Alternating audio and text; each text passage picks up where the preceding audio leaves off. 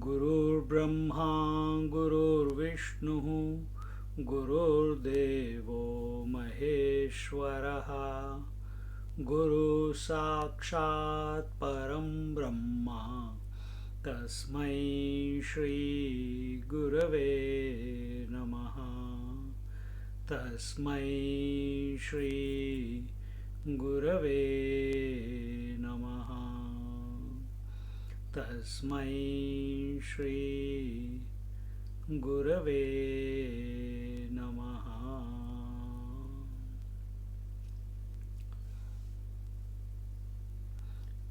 When we come to the seat of meditation, or so to speak, become spiritual, we want to study the scriptures, we want to chant the name, we want to do karma yoga, we want to build temples, we want to do kundalini yoga, we want to contemplate.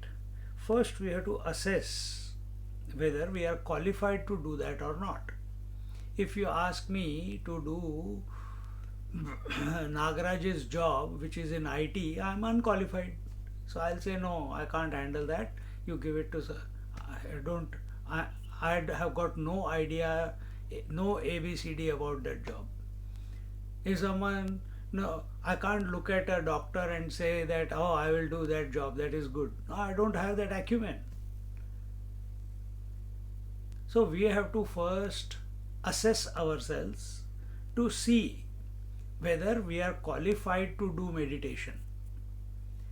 And when we say do meditation, qualification is this understanding that meditation happens. Meditation cannot be done. But this big bandwagon we are all on, that I sit in meditation, I want to do meditation, I do for meditation retreats, I go on meditation courses, I teach meditation. All this is humbug. Nobody can teach anyone a meditation. Meditation is a natural state which comes about when everything falls in the right place. When all the mirch, masala, sabji, dals, all those things come together in the perfect proportion, a wonderful vegetable for the dinner is prepared. When the architect, builder, plumber, electrician, everyone come together perfectly without any hassles, the house gets constructed. I know so many people where things are not going. For last 3-4 years they are still constructing house. Why? Things are not falling in place. Are the things which have to fall in place, are they in our control? No, but we can work towards it. We can define, we can discipline ourselves not to be disturbed by it. So here we are not talking about a house, we are not talking about a dish. Here the dish is called, or the house is called the mind. Is it calm and quiet? Is it qualified to do karma yoga? Is it qualified to follow the path of knowledge? Is it qualified to follow the path of devotion? Is it qualified to follow the path of Kriya Yoga or the Kundalini Yoga? How will you come to know?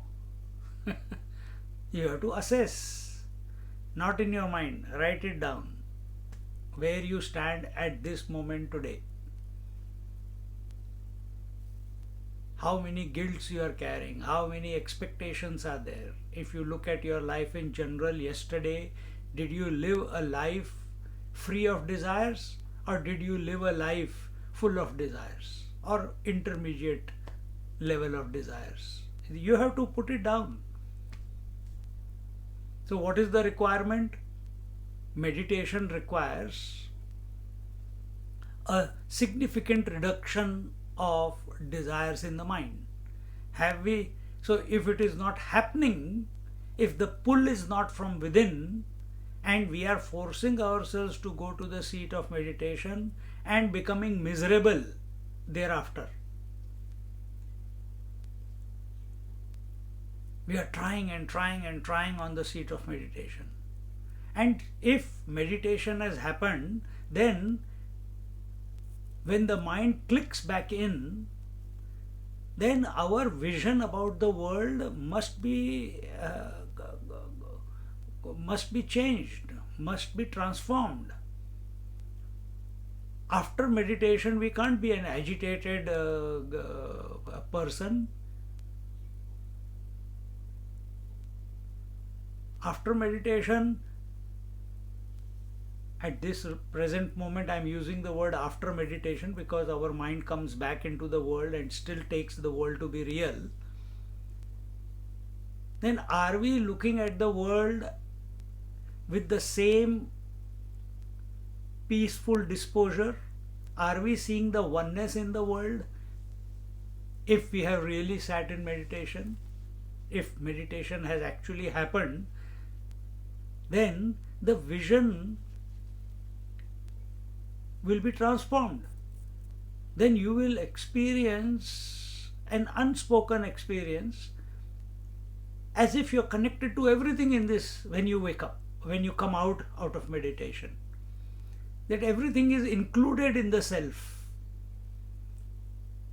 Okay, if that is too much to digest, that everything and everyone is an expression of the divine. See? So, what do scriptures say? Scriptures say knowledge must be pursued by a person who has dispassion towards the world. If we do not have dispassion towards the world, tyage naike amritatva manashuhu. He who has given up the world, he alone can attain immortality. Meaning, he who has given up the desires in the mind will fall back into the immortal nature which it already was. That is its essence. Immortality is not something that is to be gained, something to be caught. It is our nature. And only corruption between me and myself, the original me, the self, is the mind. And mind is also not a problem. The thoughts in the mind are the problem. And eventually you will find, once we have abided in the self, that even thoughts are not a problem. But at this moment, because we are identified with this body, with this mind, with this intellect, with these thoughts, with these emotions, we feel somewhere we have studied, somewhere we have read that these have to be taken care of and I must become silent. Yes, so,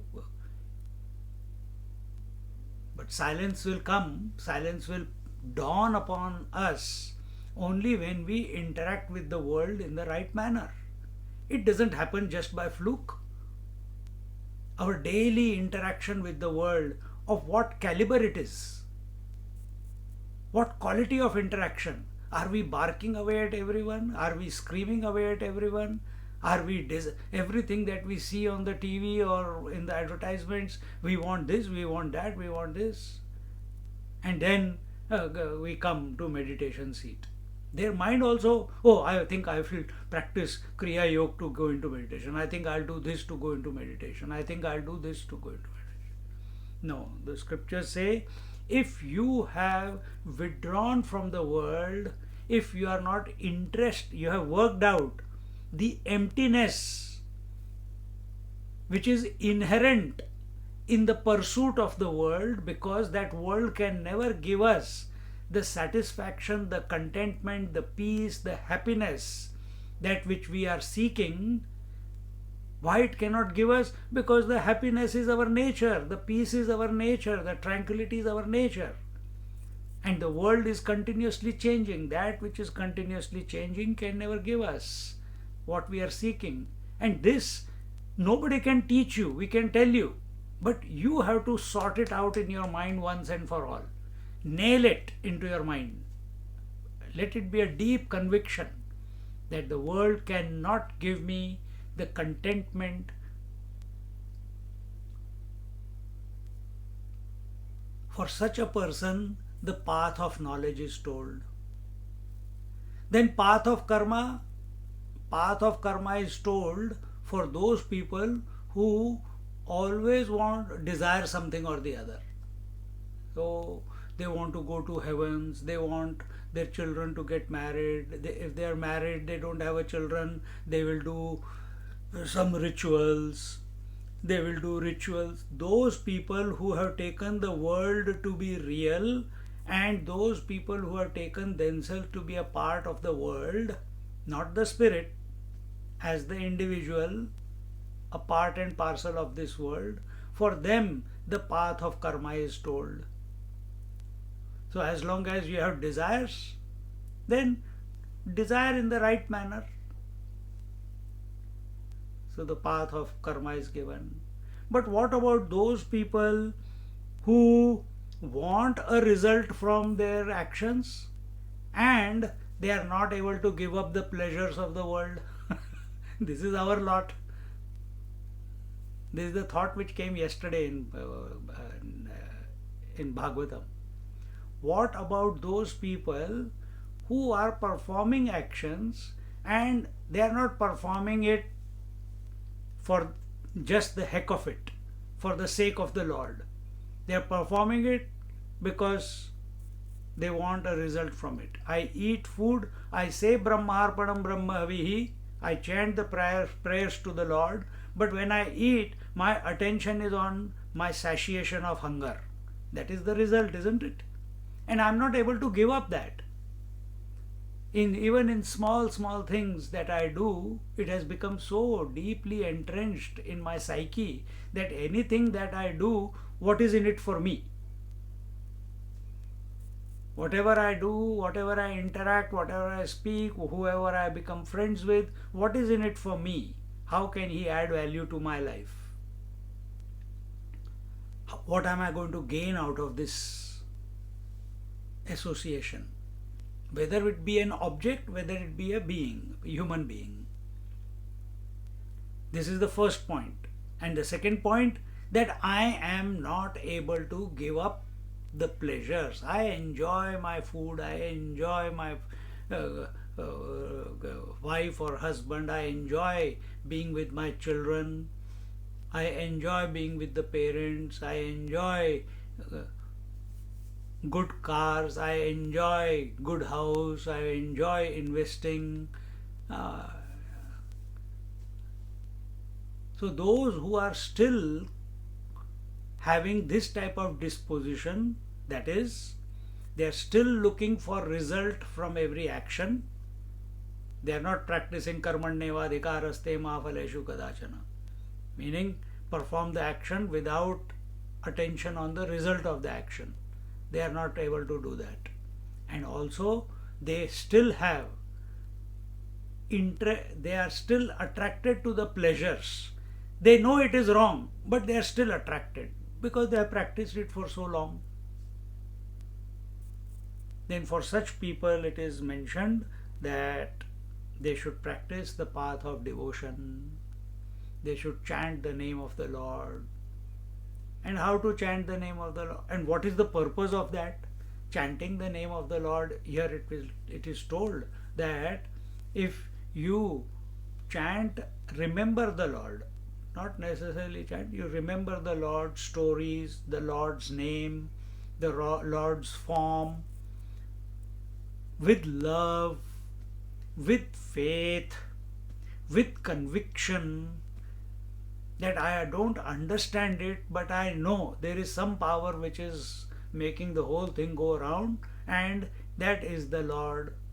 Whether it is, if you are a follower of Shiva, let it be Lord Shiva. If you are a follower of Krishna, let it be Krishna. Whoever, wherever your faith is. For some people it may be the Guru Maharaj. And when we have unflinching love, faith and conviction in that altar, then all the results that we are seeking from our actions, they will be conducive.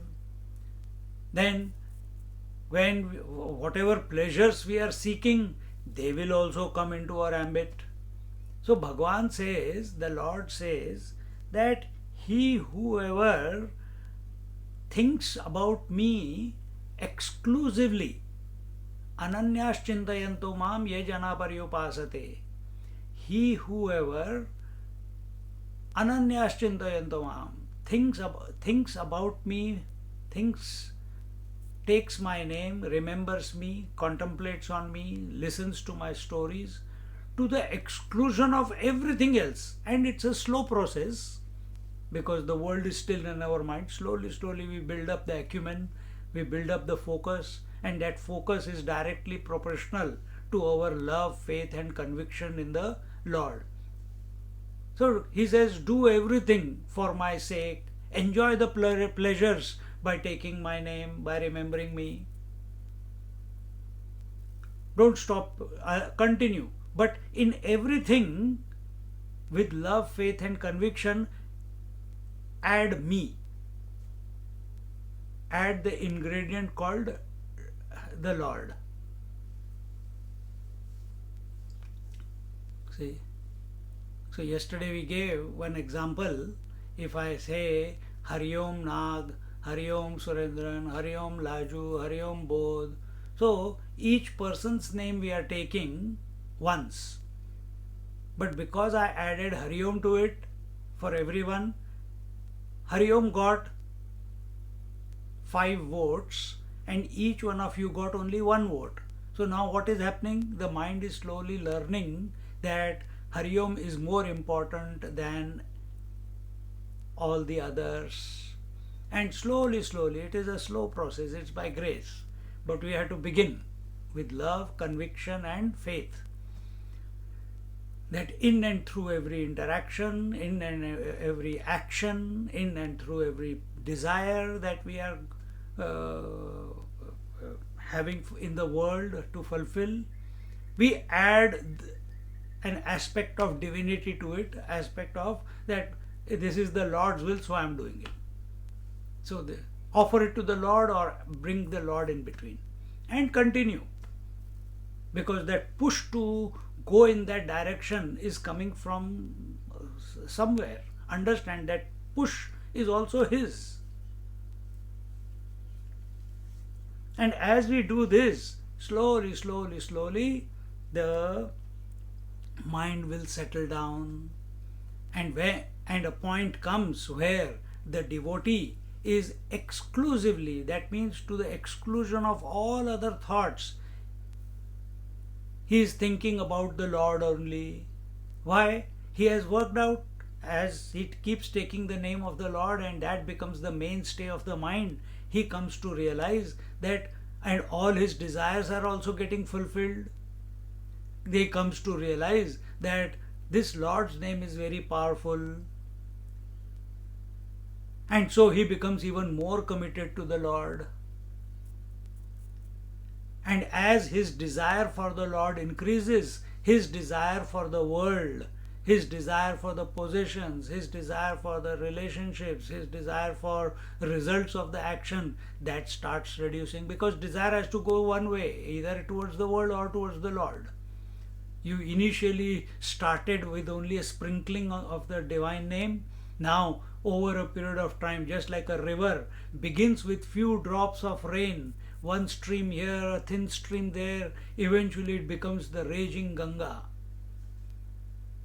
By the time it reaches the Bay of Bengal, it is huge, almost a kilometer, 2 kilometer wide. But if you go to Gangotri, Gomukh, there it's a small, very, even at some places you can just cross it. Well, not Gangaji. The water is very, very strong there. The flow is very strong. But you can see the other bank, only few meters wide. But when you reach the Bay of Bengal, there it is 2 kilometers wide. You can't even see the other end. Exactly the same thing happens in our mind. We begin with a few tricklings of the Lord's name, and eventually it becomes a raging flow, and in that, and we flow in that divine name, that we forget about the world, we forget about our pleasures, we forget about the results of our action. And this is exactly what happens when you go to sleep also. But it is happening now consciously. And the person eventually, person's mind, by the grace of the Lord, merges into the Lord. So let's sit down and not too long, don't make a big list. Just assess where you are at this moment genuinely. Stand apart from your life, look at it, see where you are. If whole life we have been practicing meditation or studying of scriptures, then yes, some improvement has come, but final consummation has not happened. Where are we going wrong? If I am already me, if the Lord is already expressing through my heart and mind, then why is it taking so long? If the wave is already water, the ornament is already gold, and I, in my essence, am already the divinity that I am seeking, then why is it taking so long? This assessment must be done on a daily basis. Where we are falling short. So, keep your back, neck and head in a straight line. Smile on your lips, a happy disposition in the mind.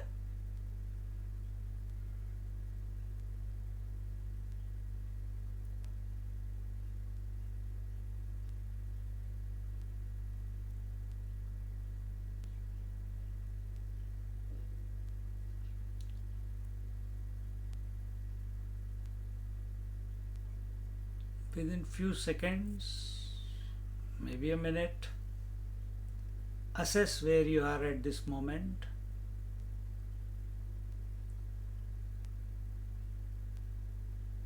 By way of socially, by way of family, physically, mentally, intellectually. Look at the entire span of your life.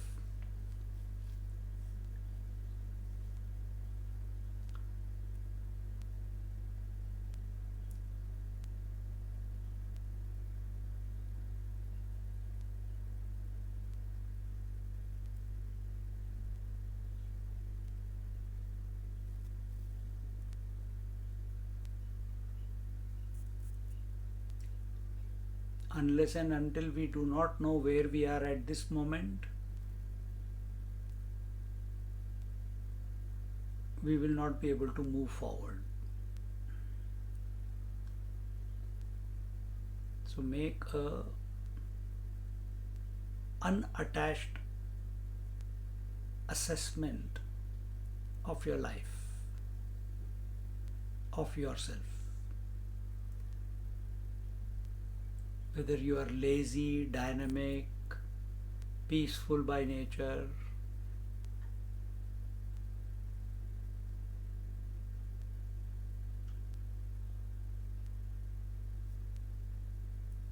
at this moment.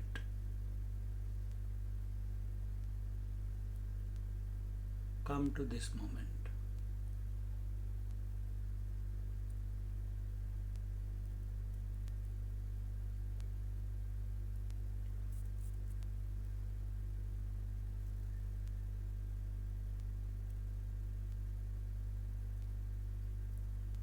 And take any mantra which is dear to your heart, whether it is Om or Om Namah Shivaya or just Ram or Krishna, with deep love, faith and conviction.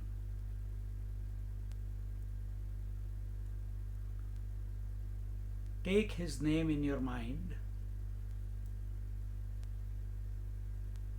and synchronize it with your breath.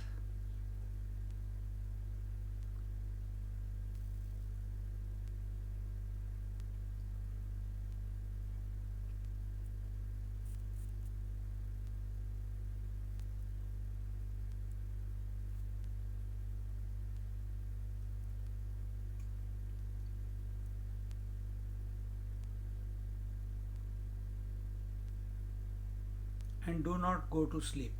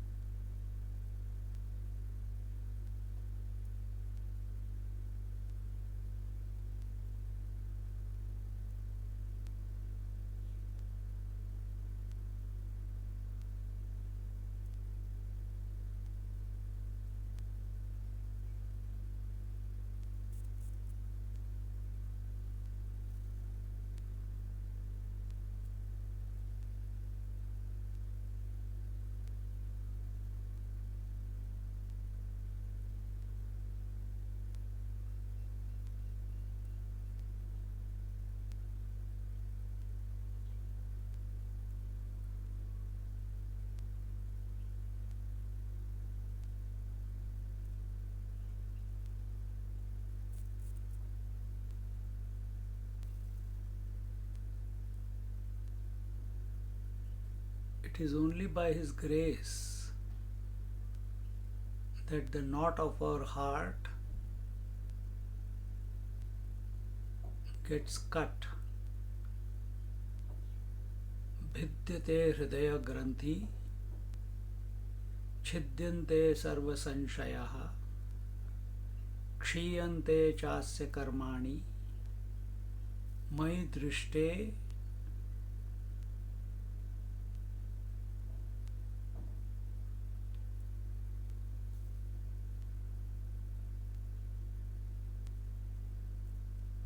avivatmani, something like that. Bhidyate hridaya granthi, the knot of the heart, which is made up of ignorance, which leads to desires, which leads to actions. This process dissolves by the grace of the divine.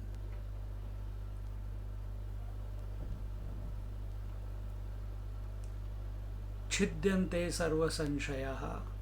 As a result, all the doubts, all the possible doubts get dissolved.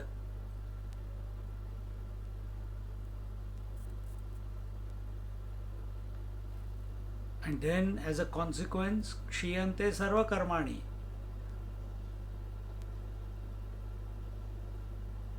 This urge to do, this also gets dissolved. And he says that I reveal my all-pervasiveness to the devotee. Keep chanting the name, synchronize it with the breath.